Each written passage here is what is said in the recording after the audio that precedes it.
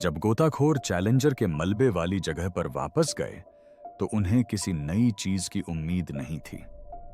लेकिन तभी उनके सोनार में हलचल हुई।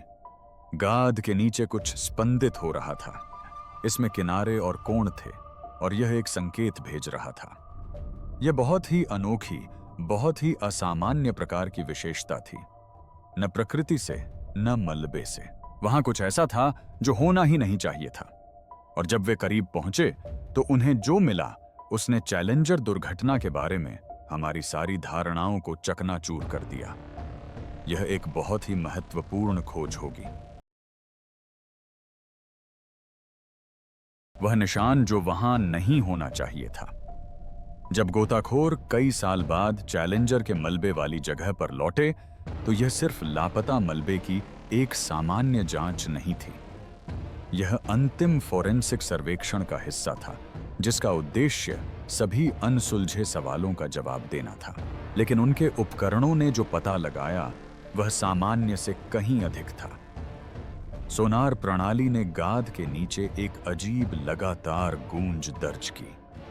ऐसी गूंज जो 1986 में प्रारंभिक बचाव अभियानों में कभी नहीं सुनाई दी थी। यह महज मलबे का ढेर नहीं था। इसके स्पष्ट किनारे, कोण और आयाम थे। एक सोनार तकनीशियन ने कथित तौर पर कहा, इस चीज के कोने हैं। प्रकृति इस तरह से रचना नहीं करती। वस्तु की लंबाई लगभग 30 फीट मापी गई। यह पंख या पूंछ का टुकड़ा होने के लिए बहुत बड़ी है। लेकिन खतरे की घंटी आकार से नहीं बजी, बल्कि उससे मिलने वाले संकेतों के पैटर्न से बखी। सोनार ने एक दोहरावदार लयबद्ध संकेत उत्पन्न किया जो स्वाभाविक नहीं लग रहा था। कुछ लोगों ने तो इसे नाड़ी की तरह बताया।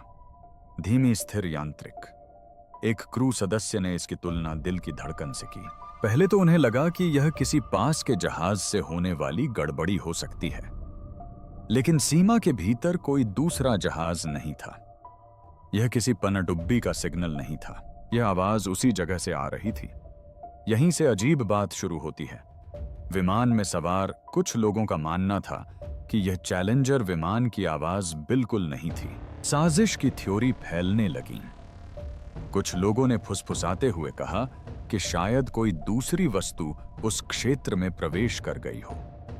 संभवतः कोई गिरा हुआ उपग्रह या विदेशी ड्रोन। एक अफवाह जिसकी कभी पुष्टि नहीं हुई यह थी कि शीत युद्ध के दौरान चैलेंजर दुर्घटना के तुरंत बाद अटलांटिक महासागर के ऊपर एक सोवियत उपग्रह लापता हो गया था। क्या सोनार संकेत कुछ और ही हो सकता है? शायद कुछ ऐसा जो शटल के साथ गिरा हो लेकिन अमेरिकी न हो। फिर भी चालक दल को सबसे सरल उत्तर मानना पड़ा। यह विसंगति चालक दल के डिब्बे के आकार से मेल खाती थी। वही ढांचा जिसमें कभी 7 अंतरिक्ष यात्री समाये हुए थे। और अगर वह डिब्बा अभी भी सही सलामत था तो इसके परिणाम भयावह थे। हो सकता है कि चालक दल उस मलबे के टूटने से बच गया हो।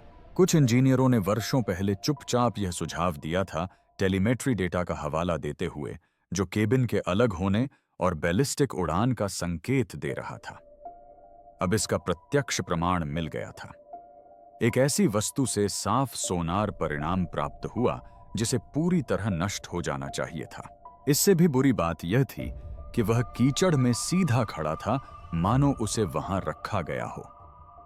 गोताखोरों ने अपने सूट पहने और एक भयानक सच्चाई का एहसास करते हुए गहरे अटलांटिक महासागर में उतरे। वे केवल मलबा निकालने वाले नहीं थे।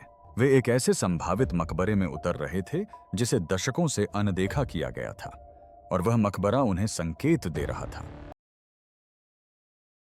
अप्रत्याशित में गोता लगाना यूएसएस प्रिजर्वर के गोताखोर पहले भी नीचे उतर चुके थे। वे अंधेरे पानी और इससे भी बदतर आश्चर्यों से अनजान नहीं थे। लेकिन इस बार माहौल कहीं ज्यादा तनावपूर्ण था। नीचे मौजूद वस्तु महज मलबा नहीं थी, इसमें एक ढांचा था। जैसे ही वे दिशा निर्देशों का अनुसरण करते हुए अंधेरे में प्रवेश कर गए, पानी का तापमान गिरने लगा और माहौल भी ठंडा पड़ गया। दृश्यता कुछ ही फीट तक सीमित थी। एक गलत किक से गाद का एक भयानक बादल उठ सकता था। फिर वो पल आया जिसके लिए कोई तैयार नहीं था। धातु की एक चमक, झुलसी हुई सफेद टाइलें और उलझे हुए तार गहरे समुद्र की जेलीफिश की तरह तैर रहे थे। यह क्रू कंपार्टमेंट था, अभी भी सील बंद, थोड़ा झुका हुआ, किसी अनजान समुद्र तल पर खोए हुए अंतरिक्ष यान की तरह पड़ा हुआ। सबसे चौंकाने वाली बात, खिड़कियां साबुत थीं। गोताखोर कॉकपिट के अंदर देख सकते थे। वहां अभी भी सीटें, नियंत्रण पैनल, यहां तक कि हेलमेट भी मौजूद थे। व्यक्तिगत वस्तुएं समय में जमे हुए भूतों की तरह अंदर सुस्ती से तैर रही थीं। बताया जाता है कि एक गोताखोर ने कंसोल के पास एक मिशन चेकलिस्ट को तैरते हुए देखा।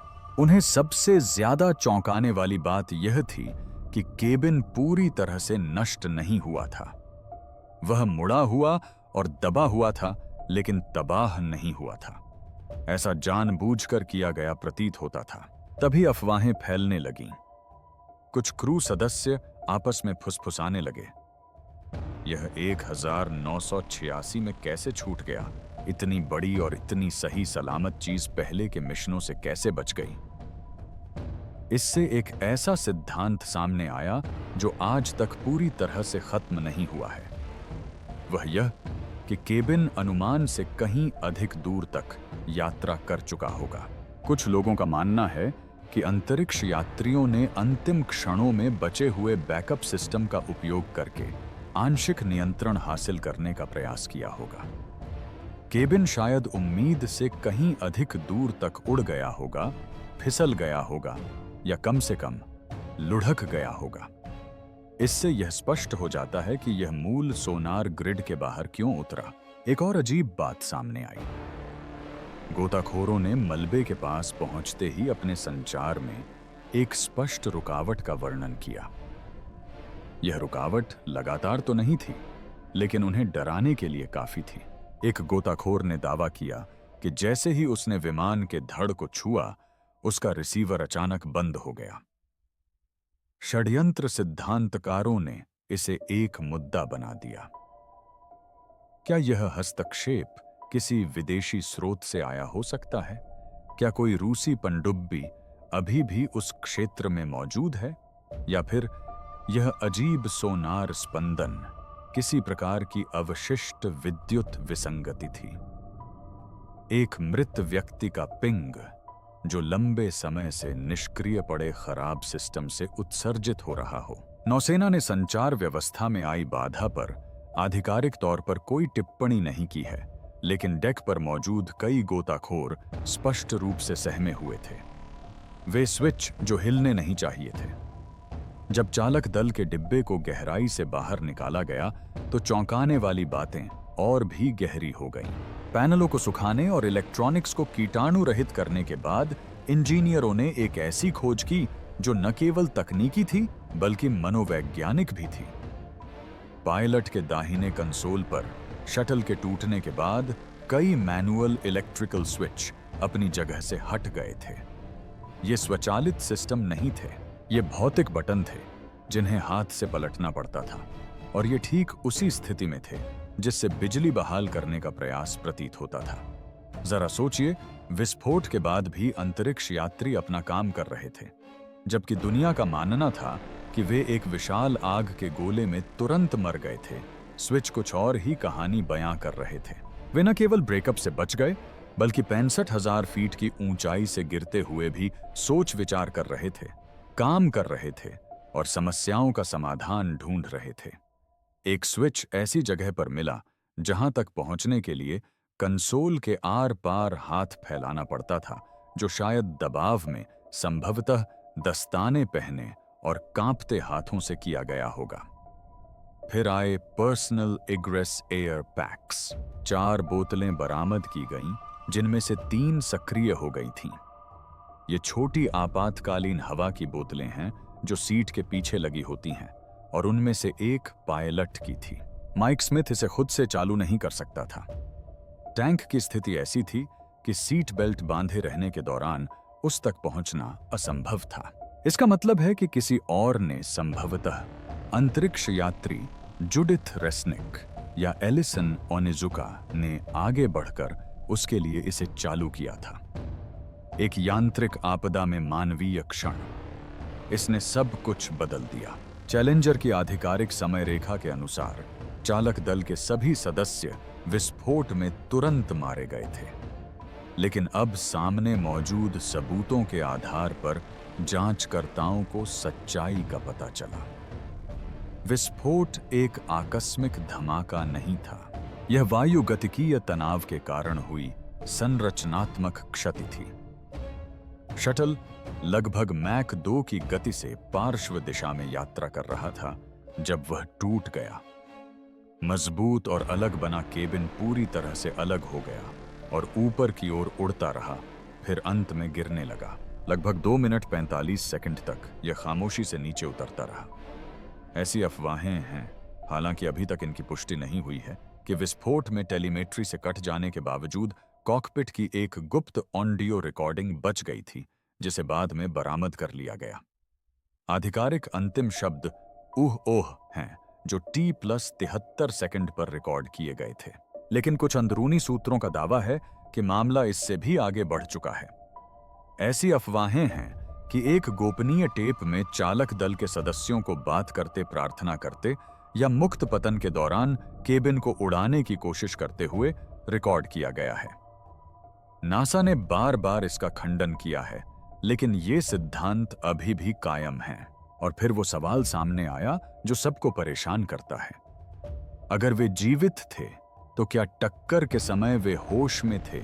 शव परीक्षण रिपोर्ट और संरचनात्मक विश्लेषण ने बाद में पुष्टि की कि केबिन 200 मील प्रति घंटे से अधिक की गति से पानी से टकराया, जिससे 200 जी से अधिक का बल उत्पन्न हुआ। यह सब तात्कालिक था, घातक। लेकिन अगर केबिन में दबाव बना रहता और PAPS काम कर रहा होता, तो चालक दल अंतिम क्षण तक जागता रह सकता था। वह खोज जिसने दूसरी जांच को जन्म दिया। प्रारंभिक बचाव कार्य के वर्षों बाद जब सोनार सिग्नेचर ने चैलेंजर के मलबे में फिर से रुचि जगाई, तो एक गुप्त दूसरी जांच चुपचाप शुरू की गई, जिसका उद्देश्य लापता हिस्सों को खोजना नहीं था, बल्कि यह पता लगाना था कि वहां और क्या हो सकता था। गोताखोरों को चालक दल का डिब्बा मिल गया था। स्विच और एयर पैक से जीवित लोगों के होने का संकेत मिला, लेकिन नौसेना की खुफिया एजेंसियों को कुछ और ही परेशान कर रहा था। जिस स्थान पर वह कंपार्टमेंट मिला, उसके सटीक निर्देशांक मूल विस्फोट मॉडलिंग से अनुमानित बहाव पैटर्न से मेल नहीं खाते थे। 1986 में किए गए समुद्री धारा सिम्युलेशन के अनुसार क्रू केबिन को उस स्थान से लगभग 20 मील उत्तर में पाया जाना चाहिए था जहां वह वास्तव में मिला था। इससे एक बेहद चिंताजनक सवाल खड़ा हो गया। क्या केबिन खुद अपनी जगह से हिला या उसे किसी ने हिलाया? खुफिया विश्लेषकों के बीच एक सिद्धांत तुरंत सामने आया। शीत युद्ध के दौरान सोवियत संघ ने अमेरिका के पूर्वी तट पर कई गहरे समुद्र में मछली पकड़ने वाले जहाज तैनात किए थे। ये जहाज निगरानी उपकरणों से लदे हुए थे और कभी-कभी गुप्त समुद्री अभियानों में सक्षम छोटी पनडुब्बियों का भी इस्तेमाल करते थे। सन 1986 की शुरुआत में अमेरिकी नौसेना के कुछ सोनार लॉग में पहली खोज के दौरान जलप्रपात के पीछे धुंधली पानी के भीतर की गतिविधियों को दर्ज किया गया था। उस समय इन संकेतों को व्हेल या सोनार की गड़बड़ी मानकर नजरअंदाज कर दिया गया था। लेकिन केबिन के दोबारा मिलने के बाद उन रिकॉर्डिंग का पुनः विश्लेषण किया गया। कई ध्वनि विश्लेषकों ने निष्कर्ष निकाला कि ये आकृतियां प्राकृतिक नहीं थीं। इनमें गति स्थिरता और एक धात्विक प्रतिध्वनि प्रोफाइल थी जो कई सबवूफरों से मेल खाती थी। यह एकमात्र विसंगति नहीं थी। एक गोताखोर ने, जिसने बाद में बंद कमरे में गवाही दी, दावा किया कि चालक दल के डिब्बे का बाहरी हैच, जो सामान्यतः अंदर से बोल्ट से बंद होता है, ऐसा लग रहा था जैसे उसके साथ छेड़छाड़ की गई हो या उसे दोबारा बंद किया गया हो। यह विस्फोट से फटा नहीं था, बल्कि पानी के अंदर खोला और बंद किया गया था। गुमनामी की शर्त पर गवाही देने वाले इस गोताखोर ने कहा कि उसने हैच के किनारों पर औजारों के निशान देखे थे। बेशक यह बात कभी सार्वजनिक नहीं की गई। आधिकारिक रिपोर्टों में कहा गया था कि टक्कर के कारण हैच आंशिक रूप से विकृत हो गया था। लेकिन आज भी कुछ लोगों का मानना है कि रूसी पहले वहां पहुंचे केबिन की जांच की और फिर चुपचाप उसे वापस डूबने दिया। इससे संबंधित एक और भी अजीब सिद्धांत गहरे समुद्र से डेटा इंटरसेप्शन से जुड़ा है। कुछ स्वतंत्र शोधकर्ताओं का मानना है कि चैलेंजर से आया अजीब और गरीब सोनार हार्टबीट सिग्नल असल में चैलेंजर से नहीं था, बल्कि एक ब्लैक बॉक्स जैसे डेटा बीकन से था, जो विमान के टूटने के दौरान अलग हो गया था और दशकों बाद भी साप्ताहिक रूप से डेटा भेज रहा था। ऐसे किसी उपकरण के विमान में होने की आधिकारिक तौर पर कभी पुष्टि नहीं हुई, लेकिन दुर्घटना से ठीक 2 साल पहले लॉकहीड मार्टिन की शटल संचार टीम ने स्वचालित उड़ान डेटा रिकवरी पॉड के लिए पेटेंट दाखिल किया था। द्वितीयक बचाव अभियानों के दौरान सतह पर लाई गई एक वस्तु ने न केवल इंजीनियरों का, बल्कि खुफिया एजेंसियों का भी ध्यान आकर्षित किया। यह एक अकेली तापीय सुरक्षा टाइल थी, जो वायुमंडल में पुनः प्रवेश के दौरान ऑर्बिटर की सुरक्षा के लिए डिजाइन किए गए हीट शील्ड सिस्टम का हिस्सा थी। ये सिलिका टाइलें बनावट में ही नाजुक थीं, गर्मी के प्रति तो मजबूत थीं, लेकिन भौतिक तनाव के प्रति भंगुर थीं। विस्फोट के दौरान इनमें से अधिकांश वाष्पीकृत हो गईं या चकनाचूर हो गईं, लेकिन यह एक टाइल न केवल पूरी तरह से सही सलामत थी, बल्कि लगभग एकदम नई जैसी थी। बस एक किनारे पर हल्की खरोंचें थीं। इस तथ्य ने ही लोगों को आश्चर्यचकित कर दिया। विशेषज्ञों ने टाइल की जांच की और तुरंत कुछ अजीब बात महसूस की। इस पर न तो कालिख थी, न ही जलने के कोई निशान थे, जो प्रक्षेपण फुटेज में कैद आग के गोले से मेल खाते हों। वास्तव में परीक्षणों से पता चला कि यह कभी भी पुनः प्रवेश के तापमान या विस्फोट के स्तर की गर्मी के संपर्क में नहीं आई थी। यह विमान के टूटे हुए हिस्से का टुकड़ा नहीं था।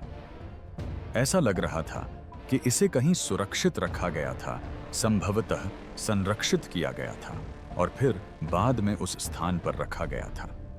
लेकिन किसने और क्यों? एक सिद्धांत यह था कि शायद यह टुकड़ा उड़ान के दौरान टूटकर अलग हो गया हो और किसी तरह बिना टूटे नीचे आ गिरा हो, जो कि विमान के टूटने से उत्पन्न वायुगतिकीय अराजकता को देखते हुए लगभग असंभव था। नौसेना के कुछ पर्यवेक्षकों के बीच एक और अधिक चिंताजनक विचार जोर पकड़ने लगा कि टाइल को जानबूझकर रखा गया था, संभवतः दुष्प्रचार की रणनीति के तहत।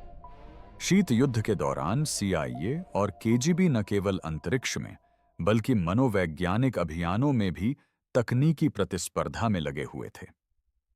क्या इस टाइल का इस्तेमाल किसी बचाव अभियान पर नजर रखने के लिए किया गया था, या इससे भी बदतर जांचकर्ताओं को गुमराह करने के लिए 1989 के एक गोपनीय दस्तावेज से पता चला कि नासा और नौसेना को एक गुमनाम सूचना मिली थी, जो अब खो चुके एक फैक्स पर टाइप की गई थी, जिसमें दावा किया गया था कि शटल के दूसरे गोता के दौरान केबिन में बाहरी सामग्री डाली गई थी। सूचना में आरोप लगाया गया था कि हीट शील्ड के एक हिस्से में सोवियत सिरेमिक परत थी, जिसका इस्तेमाल किसी भी ज्ञात अमेरिकी शटल मॉडल में नहीं किया गया था। नासा ने इस बात से इनकार किया और जोर देकर कहा कि बरामद की गई सभी सामग्री अमेरिकी डिजाइन के अनुरूप थी, लेकिन उन्होंने चुपचाप उस टाइल का दोबारा परीक्षण किया। सूक्ष्म विश्लेषण से एक चौंकाने वाली बात सामने आई। रूस के भीतरी इलाकों में स्थित यूराल पर्वत श्रृंखला में पाए जाने वाले अत्यंत सूक्ष्म खनिज कण। बेशक यह जानकारी रोजर्स आयोग की रिपोर्ट में प्रकाशित नहीं हुई। कुछ लोगों का तर्क है कि कणों का यह संदूषण जहाजों के गिट्टी या सोवियत महासागरीय धाराओं के बहाव से आया हो सकता है। लेकिन सच्चाई यही है कि चैलेंजर का एक टुकड़ा रूस से आए खनिज चिह्नों के साथ मिला। चाहे वह तोड़-फोड़ दुर्घटना या जासूसी के जरिए आया हो, इसने एक चिंताजनक संभावना को जन्म दिया है कि अमेरिकी नौसेना के वहां पहुंचने से पहले किसी और ने चैलेंजर के मलबे को छुआ था। वह टेप जो कथित तौर पर कभी रुका ही नहीं। चालक दल के डिब्बे को उठाकर उसकी जांच करके और केप कैनावेरल स्थित एक गुप्त भंडारण स्थल में चुपचाप सील कर दिए। जाने के बाद अंतरिक्ष और सैन्य खुफिया हलकों में एक कॉकपिट वॉइस रिकॉर्डिंग के बारे में अफवाहें फैलने लगीं, जो आधिकारिक तौर पर कभी अस्तित्व में ही नहीं थी। नासा की सार्वजनिक रिपोर्टों के अनुसार शटल के हवा में बिखरने के ठीक T+73,162 सेकंड पर सभी ऑन बोर्ड डेटा ट्रांसमिशन बंद हो गया था। रिकॉर्ड में अंतिम शब्द पायलट माइक स्मिथ के भयावह ऊह ओह थे। लेकिन रॉकवेल इंटरनेशनल प्रमुख शटल निर्माता के 2 पूर्व ठेकेदारों सहित अंदरूनी सूत्रों ने दावा किया कि अंतिम चरण के संशोधन के दौरान चालक दल के केबिन के एवियोनिक्स में एक द्वितीयक उड़ान रिकॉर्डर को गुप्त रूप से एकीकृत किया गया था। प्राथमिक ब्लैक बॉक्स के विपरीत जो जमीनी स्टेशनों को टेलीमेट्री डेटा भेजता था, यह इकाई कथित तौर पर आंतरिक रूप से संचालित थी, ईएमपी और जी फोर्स से सुरक्षित थी और मध्य डेक बल्कहेड के पास लगाई गई थी। इसका उद्देश्य नियमित डेटा लॉगिंग नहीं था। इसका इस्तेमाल गुप्त सैन्य पेलोड उड़ानों के लिए किया जाना था, जिनमें से कई को चैलेंजर के भविष्य के मिशनों के लिए पहले से ही योजनाबद्ध किया गया था। यहीं से मामला चिंताजनक हो जाता है। इन मुखबिरों के अनुसार उपकरण को कॉकपिट की अन्य सामग्रियों के साथ बरामद किया गया था, लेकिन आधिकारिक जांच में इसके अस्तित्व को कभी स्वीकार नहीं किया गया। खोजे जाने के कुछ ही घंटों के भीतर इसे रक्षा विभाग की हिरासत में ले लिया गया। फिर यह अफवाह फैलती रही कि इस रिकॉर्डर ने 2 मिनट 4 सेकंड के पतन के दौरान की ऑडियो रिकॉर्डिंग की थी, जो कि विघटन के क्षण से काफी आगे की थी।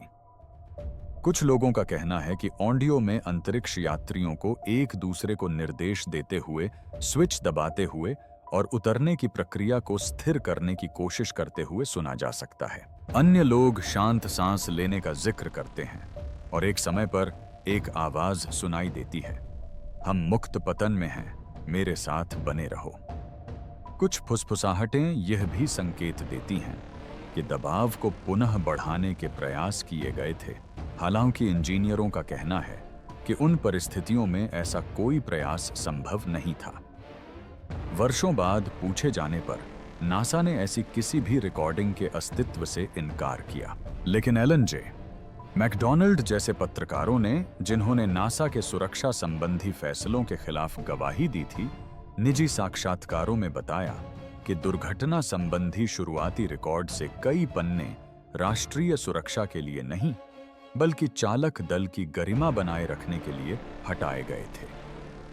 नासा के एक अन्य पूर्व उड़ान निदेशक ने दावा किया कि रिकॉर्डिंग को कभी जारी न करने का असली कारण यह था कि इससे जनता की उनके प्रति नजर बदल जाती, वे पीड़ितों से योद्धा बन जाते। शायद सबसे चौंकाने वाली बात यह है कि 1996 में जियो के बजट ऑडिट में एक गोपनीय मद का खुलासा हुआ, जिसमें बायोमेट्रिक और ऑडियो रिकवरी प्रोग्राम STS-50L की एक बंद फाइल का जिक्र था। अगर रिकॉर्डिंग मौजूद है और उससे यह पुष्टि होती है कि चालक दल अपने अंतिम क्षणों में होश में था, संवाद कर पा रहा था और सक्रिय था, तो यही चैलेंजर का मिशन नंबर था। जब इंजीनियर चालक दल के डिब्बे से बरामद अवशेषों की जांच कर रहे थे, तो एक चीज ने उन्हें भ्रमित और चिंतित कर दिया। आगे के हैच की प्रेशर सील अभी भी सही सलामत थी। मैक 1.9 से अधिक की गति से हिंसक रूप से टूटकर 65,000 फीट की ऊंचाई से गिरने वाले वाहन में पूर्ण विसंपीड़न की उम्मीद थी। शटल की संरचनात्मक विफलता से वायुरोधी सील टूट जानी चाहिए थी, लेकिन ऐसा नहीं हुआ। मध्य डेक को ऊपरी वायुमंडल के निर्वात से अलग करने वाली गैस्केट फटी नहीं थी, बल्कि दब गई थी, और आंतरिक दबाव विश्लेषण से एक चौंकाने वाली बात सामने आई। केबिन अपने गिरने के दौरान काफी समय तक दबावयुक्त रहा होगा। यह क्यों महत्वपूर्ण है? क्योंकि अगर दबाव कम नहीं होता तो अंतरिक्ष यात्री बेहोश नहीं होते। परिवारों को दिलासा देने और चुप्पी को सही ठहराने के लिए दशकों से चली आ रही यह धारणा थी कि केबिन के दबाव में कमी के कारण चालक दल के सदस्य कुछ ही सेकंड में बेहोश हो गए। लेकिन सील की शारीरिक स्थिति कुछ और ही कहानी बयां करती है। इससे पता चलता है कि केबिन के समुद्र की ओर लुढ़कते समय वे जागते रहे, आपातकालीन हवा में सांस लेते रहे और पूरी तरह सचेत थे। इसने त्रासदी के मनोवैज्ञानिक पहलू को पूरी तरह से बदल दिया।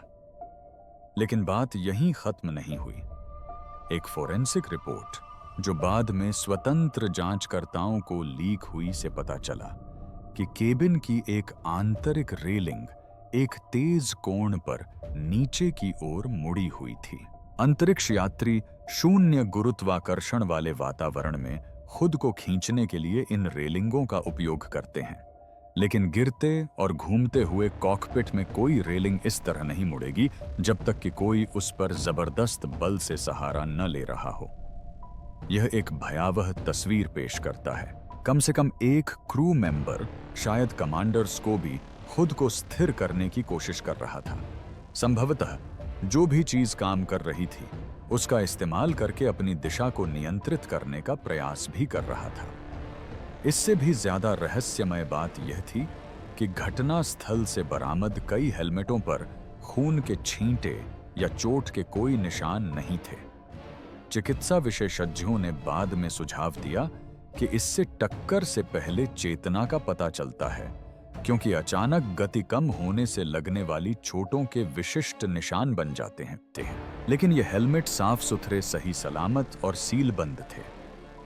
दूसरे शब्दों में कहें तो ये झटके सहने के लिए पूरी तरह से तैयार थे। और फिर सीलबंद कंपार्टमेंट का कूलिंग लूप भी है, जो पर्यावरण नियंत्रण प्रणाली ECS का हिस्सा है। मध्य डेक के नीचे से बरामद किया गया एक तापमान सेंसर प्रयोगशाला में दोबारा चालू किए जाने पर भी पुरानी जानकारी दर्ज कर रहा था। अंतिम दर्ज आंतरिक तापमान 51 डिग्री फ़ारेनहाइट, बेहद ठंडा लेकिन जीवित रहने लायक। इसका निहितार्थ क्या था? ब्रेकअप के बाद भी जीवन रक्षक प्रणाली आंशिक रूप से काम कर रही थी। कुछ तो था जो उम्मीद से कहीं अधिक समय तक टिका रहा, और इसने एक और भयावह अटकलबाजी का द्वार खोल दिया। अगर चालक दल जहाज के टूटने से बच जाता, स्वच्छ हवा में सांस लेता और केबिन का दबाव बना रहता, तो क्या सही ढंग से डिजाइन किया गया पैराशूट सिस्टम उन्हें बचा सकता था? अपने सिद्धांत नीचे लिखें, स्क्रीन पर दिए गए कार्ड पर क्लिक करें और अधिक जानकारी के लिए सब्सक्राइब करें।